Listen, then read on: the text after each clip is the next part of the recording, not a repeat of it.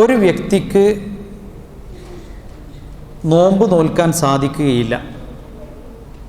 ശാരീരികമായ പ്രയാസങ്ങൾ കാരണത്താൽ അദ്ദേഹത്തിന് നോമ്പെടുക്കാൻ സാധിക്കാത്ത വ്യക്തിയാണ്.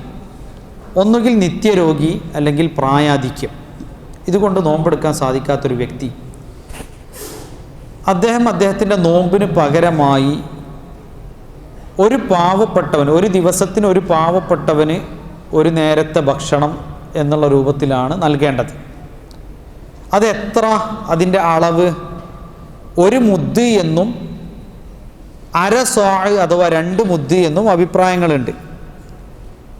അപ്പോൾ അത് സ്വാഭാവികമായിട്ടും അതിൻ്റെ അടിസ്ഥാനം എന്താ? ഒരു പാവപ്പെട്ടവൻ്റെ ഒരു നേരത്തെ ഭക്ഷണം.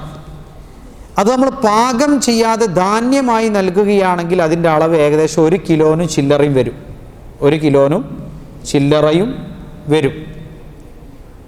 പാകം ചെയ്യാത്തതായി നൽകുകയാണെങ്കിൽ. പാകം ചെയ്തതാണെങ്കിലോ ചിലപ്പോൾ അത്ര തന്നെ ധാന്യം ആവശ്യം വന്നൊന്നും വരില്ല, കാരണം അത് പാകം ചെയ്തല്ലോ. അപ്പോൾ അവിടെ ഭക്ഷണം പാകം ചെയ്തോ അതല്ലെങ്കിൽ എങ്ങനെ നൽകാം? പാകം ചെയ്യാതെ അതിൻ്റെ ധാന്യമായോ അവർക്ക് നൽകാവുന്നതാണ്. എന്നാൽ ചോദ്യം അതല്ല. ചോദ്യം അത് നൽകാൻ സാധിക്കാത്ത ഒരു വ്യക്തി എന്ത് ചെയ്യും? സാമ്പത്തികമായി അതിന് കഴിവില്ല, നോമ്പെടുക്കാനും സാധിക്കുകയില്ല. അവിടെ നമ്മളൊരു ഖായിദ മനസ്സിലാക്കേണ്ടത് അൽ വാജിബു യസ്ഖുതു ബിൽ അജ്സ്. അള്ളാഹു ഒരാളുടെ മേൽ നിർബന്ധമാക്കിയൊരു കാര്യം നിർവഹിക്കാൻ സാധിക്കാത്തൊരവസ്ഥ മനുഷ്യന് വന്നാൽ അത് അയാൾക്ക് നിർബന്ധമല്ലാതായി മാറും. അപ്പോൾ ഒരാൾക്ക് 30 ദിവസത്തെ നോമ്പിന് ഫിദിയ കൊടുക്കാനുണ്ട്. 10 ദിവസത്തെ കൊടുക്കാൻ അദ്ദേഹത്തിന് കഴിയുള്ളെങ്കിൽ 10 ദിവസം കൊടുക്കണം. അപ്പോൾ 20 ദിവസം കഴിയുമെങ്കിൽ 20 ദിവസം കൊടുക്കണം. 30 ദിവസം കഴിയുന്ന ആൾ 30 ദിവസം കൊടുക്കണം. അതാണ് അതുമായി ബന്ധപ്പെട്ട് നമ്മൾ മനസ്സിലാക്കേണ്ടത്. ഫിദിയയുമായി ബന്ധപ്പെട്ട് തന്നെ വന്ന മറ്റൊരു ചോദ്യം, അത് റമദാനിൽ അവസാനത്തിലാണോ കൊടുക്കേണ്ടത്, ആദ്യത്തിലാണോ കൊടുക്കേണ്ടത്, മധ്യത്തിലാണോ കൊടുക്കേണ്ടത്? ഇതിൽ ഫുഖഹാക്കൾക്ക് ഖിലാഫ് ഉണ്ടെങ്കിലും പ്രബലമായ അഭിപ്രായം പരിശുദ്ധ റമദാനിൽ ആദ്യത്തിലോ മധ്യത്തിലോ അവസാനത്തിലോ എന്ത് ചെയ്യാം? ഒരാൾക്ക് കൊടുക്കാം. നബി സല്ലല്ലാഹു അലൈഹി വസല്ലം അത് ഇന്ന സമയത്തേ കൊടുക്കാവൂ എന്നെന്ത് ചെയ്തിട്ടില്ല, നിബന്ധന വെച്ചിട്ടില്ല. എന്നാൽ റമദാനിൽ തന്നെ നൽകുന്നതാണ് ഏറ്റവും ഖൈർ. കാരണം അനസ് ഇബ്നു മാലിക് റളിയല്ലാഹു അൻഹു പ്രായാധിക്യം ചെന്ന് അദ്ദേഹത്തിന് നോമ്പെടുക്കാൻ സാധിക്കാത്ത അവസ്ഥ വന്നപ്പോൾ അദ്ദേഹം പരിശുദ്ധ റമദാനിൽ അദ്ദേഹത്തിൻ്റെ 30 ദിവസത്തിൻ്റെ ഭക്ഷണം പരിശുദ്ധ റമദാനിൽ തന്നെ നൽകിയിരുന്നു എന്ന് നമുക്ക് കാണാൻ സാധിക്കും. അപ്പോൾ ഏറ്റവും ഖൈർ എന്താണ്? റമദാനിൽ തന്നെ നൽകുന്നതാണ്. ഇനി ഒരാൾ നൽകാൻ വിട്ടുപോയി, അതിനെക്കുറിച്ച് ഓർമ്മയുണ്ടായില്ല, പിന്നെയാണ് അദ്ദേഹത്തിന് ഓർമ്മ വരുന്നത്. അപ്പോൾ ആ ഓർമ്മ വരുമ്പോൾ അദ്ദേഹം എന്ത് ചെയ്യണം? അത് നൽകണം, കൊടുക്കണം. എന്നാൽ ഇപ്പോൾ പരിശുദ്ധ റമദാനിൽ അതിൻ്റെ തുടക്കത്തിലായാലും മധ്യത്തിലായാലും അവസാനത്തിലായാലും അവർക്ക് എന്ത് ചെയ്യാം? നൽകാവുന്നതാണ്.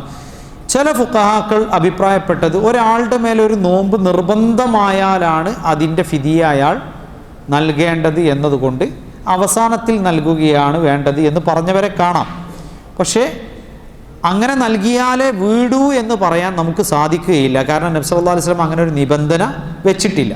അപ്പോൾ ഒരാൾ അവസാനത്തിലേക്ക് നൽകാൻ ഉദ്ദേശിക്കുന്നുവെങ്കിൽ തെറ്റില്ല, അയാൾക്ക് അങ്ങനെ കൊടുക്കാം. ഇനി ഒരാളെ സംബന്ധിച്ചിടത്തോളം അദ്ദേഹം മറന്നുപോകുന്നു, ഭയപ്പെടുന്നു, അല്ലെങ്കിൽ ബാധ്യത നേരത്തെ തന്നെ അദ്ദേഹം നിർവഹിക്കാൻ അദ്ദേഹം ആഗ്രഹിക്കുന്നു, അപ്പോൾ തുടക്കത്തിൽ തന്നെ കൊടുക്കുന്നു, അതിന് കുഴപ്പമില്ല, എങ്ങനെയും നൽകാവുന്നതാണ്. ഫിദിയയുമായി ബന്ധപ്പെട്ട് വന്ന മറ്റൊരു ചോദ്യം, ഇത് ആർക്കാണ് നൽകേണ്ടത്? ഇത് നൽകേണ്ടത് പാവപ്പെട്ട ദരിദ്രരായ ആളുകൾക്കാണ്. ആ ആളുകൾക്ക് നമ്മൾ ഫിദിയ നൽകുമ്പോൾ ഒരാൾക്ക് 30 ദിവസത്തിനുള്ളത് നൽകാമോ? നൽകാം. ഇനി 30 പേർക്കായിട്ട് കൊടുക്കാമോ? കൊടുക്കാം.